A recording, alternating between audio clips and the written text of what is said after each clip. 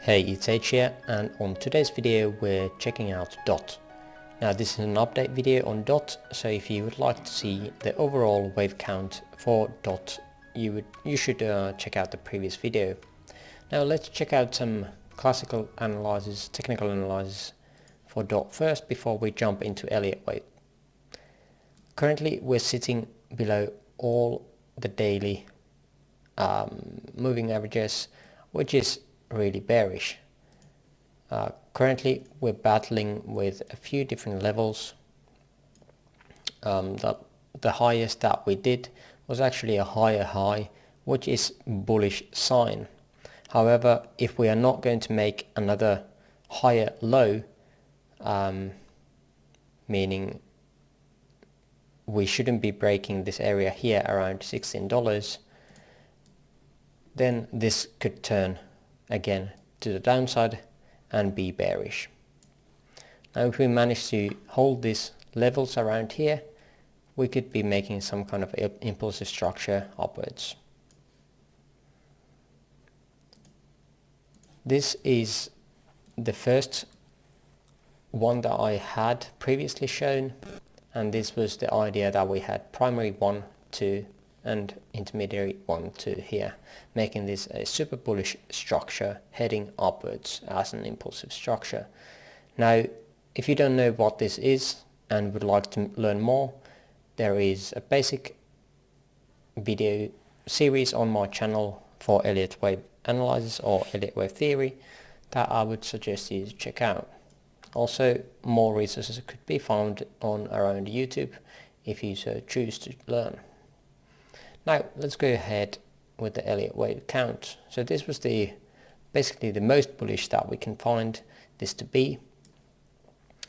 I don't like this as the wave 1 here doesn't really look very good as a structure. Let me show you how this looks like in just this lines, and as you see, it doesn't look like it is actually an impulsive structure. However, it is legal, but the right look is just not there. So keep this in mind, and this counts as a really low priority. The count invalidation, however, fully is down here around 1037, and for this intermediary wave structure around 14.08. The second option we had, that we are doing the wave 2 currently and haven't finished that. So idea was having some kind of three-way structure down here, a three-way structure up into the all-time high area around that November 2021, and then creating a either three-way move down or five-way move down. This scenario, I have two different bear scenarios that I'm going to show you, so let's check these out. So this first one is WXY, and it is saying that we bottomed out here around 25th or 24th of February and creating the end for wave 2, and we would be expecting the wave B around somewhere around June or middle of June. The earliest I see this going and completing, if it is going to complete this way, would be somewhere around May. For this we would be creating three wave structures, this being just the first one. So we would be coming down and then up, and this would create that three-wave pattern for the wave B. For this larger time frame, we would be expecting three waves, as this is labeled as WXY, creating again this three-way structure here, linking it with this one, and then having another three-way structure down.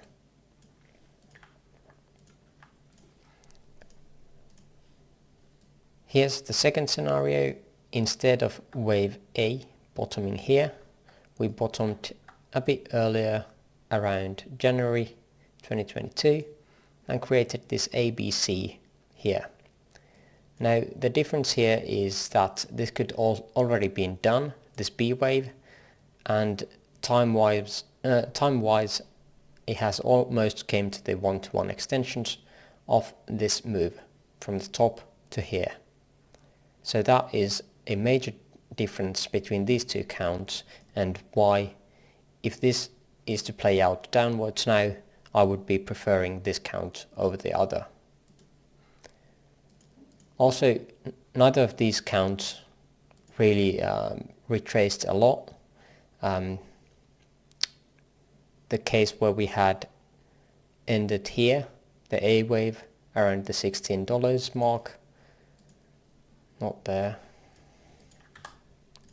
thank you snapping, around the 15.85 area, we didn't even retrace back to the 382 level.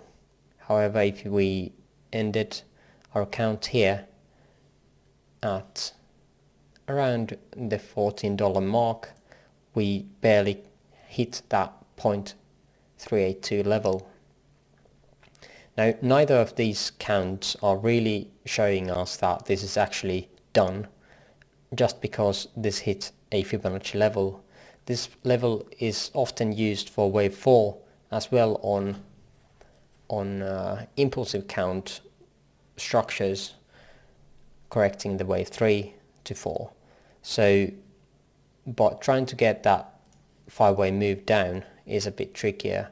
We could have some kind of wave 1, 2, 3, 4, 5, and we would need to have the wave 1 here or earlier, just so this wave 4 does not overlap with wave 1. Also, if this would be the case, we couldn't go up any higher, as we would be invalidating at around this area, around 24.36. So those are some of the bigger ideas that we had. And another one is that we've actually completed the 3-wave structure for the C wave this time. Instead of being the WXY, we would have 5 waves for the C. We would have 1, 2, 3, 4, an extended 5th. Now at this time we would be already creating some kind of bullish structure in here that we're going to look for now.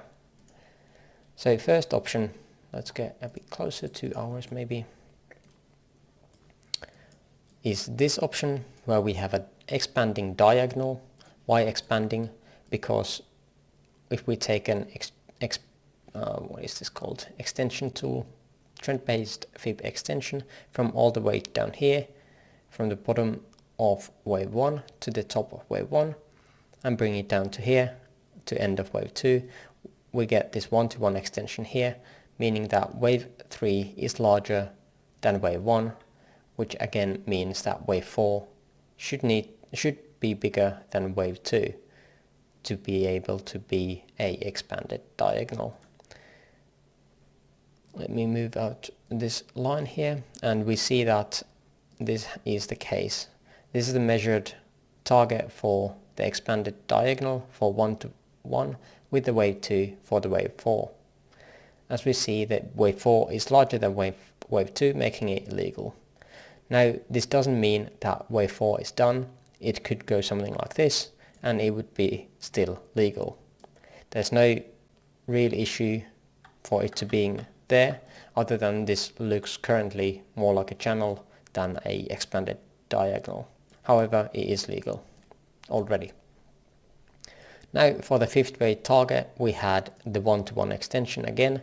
This time we would be targeting the 3rd wave and bringing the extension like so. The target would be here around 28.50, and at that point the diagonal should be completing. That is basically the bullish scenario 1, and this would be the bullish scenario 2. Again, wave 1 would be here, wave 2 here, 3, 4, 5. This can't be wave 4 because it overlaps with wave 1, and that would bring us to the bullish scenario number 1, where we could still have that diagonal. The invalidation for the diagonal is again when the price goes below the start of wave 3, so it can't go below the wave 2, around $16. Now the bull scenario 2 is claiming that wave 1 would be here, the wave 5 would be really short compared to everything else. Now the target for wave 2 coming down from the this current high is around here, all the way from the 18.3 to 16.8. This would be the target area for wave 2 to finish. However, we already are seeing some kind of bullish divergence here forming between these lows, between these. So this could indicate some kind of pump up, at least temporarily. We've only retraced the 382, so I wouldn't be thinking of going long for this wave 2 yet. So I would still be patient with this area. However, if it pumps up, it means that it is super bullish for the wave 3 to happen. If these levels don't hold, the 16.8 area, and we break this line here around $16, then even though we haven't invalidated the wave 2 idea, I would be starting to look and favor the bearish ideas more. But until that point happens, we can still be somewhat bullish. And yeah, I think that is going to be the end of this video. I hope you enjoyed, and let me know down in the comments if you have another coin you would like me to analyze again. And for now, I thank you for watching. See you. Bye bye.